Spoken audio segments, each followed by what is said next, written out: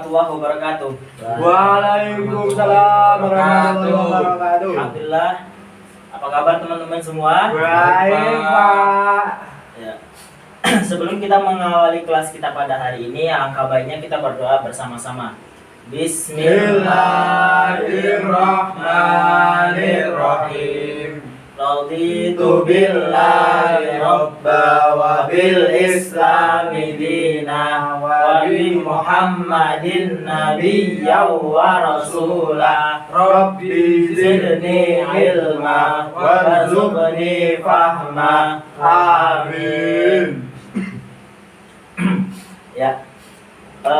Teman-teman tahu nggak kita akan bahas apa di pertemuan kali ini? Tidak, Pak. Nah, pertemuan kali ini kita akan membahas tentang fikih puasa. Ada yang tahu nggak apa itu puasa? Ya Pak, Nah, puasa itu menahan lapar dan haus dari terbitnya matahari sampai terbenamnya matahari. oke, Mas Rizal, menurut Mas Rizal apa? Menahan lapar, Pak. Menahan lapar. Oke. Jadi puasa ini ada dua definisi. Definisi pertama, puasa menurut terminologi atau menurut bahasa adalah al-imsak, artinya menahan. Kemudian menurut epistemologinya, puasa itu adalah menahan dari makan dan minum untuk beribadah kepada Allah Subhanahu wa taala yang dilakukan dari mulai terbit fajar sampai terbenamnya matahari. Jelas ya? Jelas. Puasa ini puasa terbagi juga, ada puasa wajib, ada puasa sunnah, ada puasa makruh, ada puasa haram. Puasa wajib adalah puasa yang kita lakukan di bulan Ramadan. Puasa sunnah seperti puasa Arafah, puasa Senin Kamis, puasa Ya. Nabi Daud, nah, dan lain sebagainya. Puasa makruh, ada yang tahu puasa makruh? Belum Pak. Puasa makruh itu ada namanya puasa setahun. Setahun puasa terus. Jadi dia ngelakuin puasa selama 1 tahun penuh, nggak ada liburnya. Nah, ini puasa yang makruh.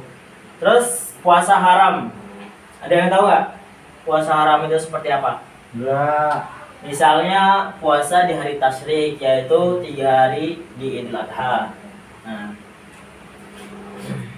adapun syarat puasa. Nah, ada yang tahu nggak syarat puasa? Islam, Balik Pak. balik, berakal, lagi. Nah, Ilmu. berilmu. Ya. Yang lain ada nggak? Nah, puasa ini memiliki 6 syarat. Syarat yang pertama itu harus beragama Islam. Yang kedua, suci dari hadas besar. Yang ketiga, balik.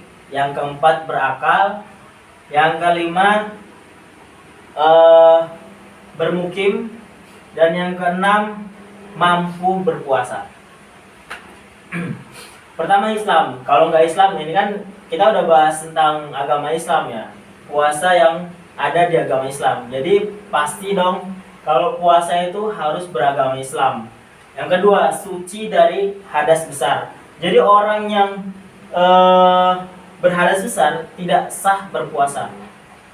Ya seperti tadi, haid, nifas, ihtilam, terus pingsan, terus hilang akal gitu kan. Yang ketiga, balik.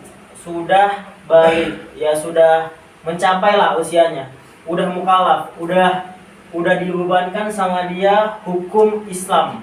Jadi tidak ada keringanan lagi untuk dia udah wajib untuk melakukan puasa. Ketika dia tidak melakukannya, maka dia akan berdosa. Kemudian berakal. Nah, maka tidak sah puasanya orang gila, orang yang kadang sehat terus kadang agak sedikit gila gitu kan. Kemudian tadi setelah yang keempat itu yang keempat apa tadi? Bermukim. Bukan. Bilang apa? Bilang Akal, berakal. Oh yang bentar. Berakal. Kemudian yang kelima itu bermukim.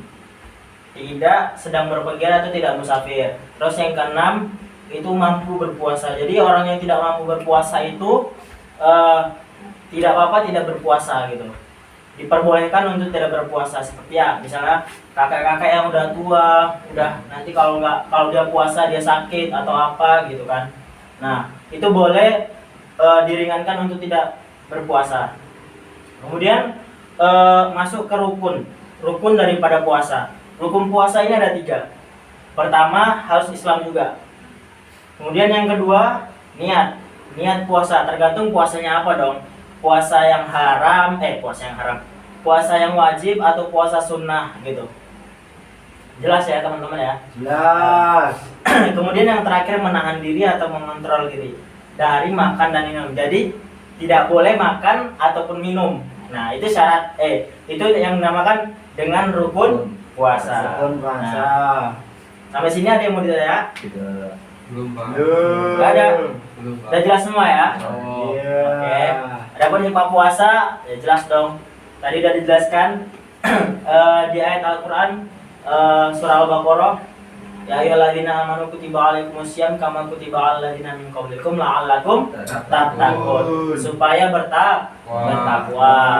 Kemudian menambah kecintaan Allah kepada kita. Kita juga bisa merasakan bagaimana yang dirasakan orang-orang yang kelaparan seperti itu.